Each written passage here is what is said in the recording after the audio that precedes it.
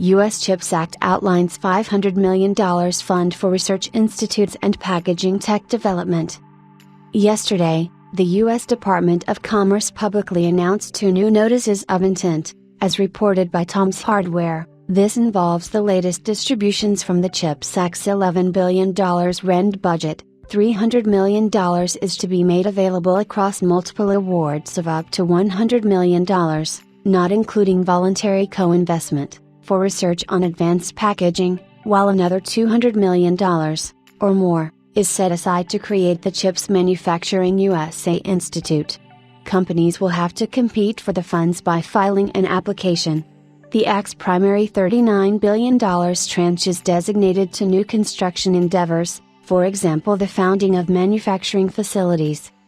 A grand total of $52 billion was set aside for the CHIPS Act in 2022, which immediately attracted the attention of several semiconductor industry giants.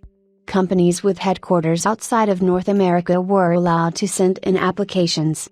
Last year, Intel CEO Pat Gelsinger made some controversial statements regarding his company's worthiness of government funding. In his opinion, Team Blue is due the lion's share due to his operation being a USA firm. The likes of TSMC and Samsung are far less deserving of subsidies.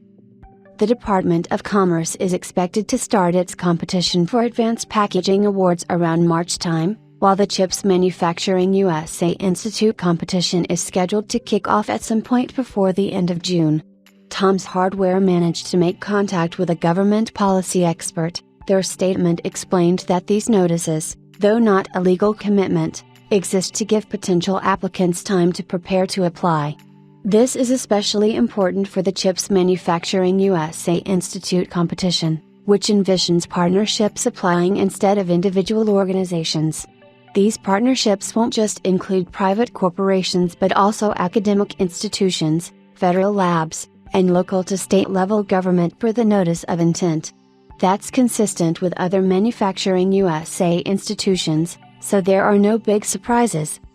One Manufacturing USA Institute will be created, despite CHIPS Act terms outlining the creation of 3 establishments.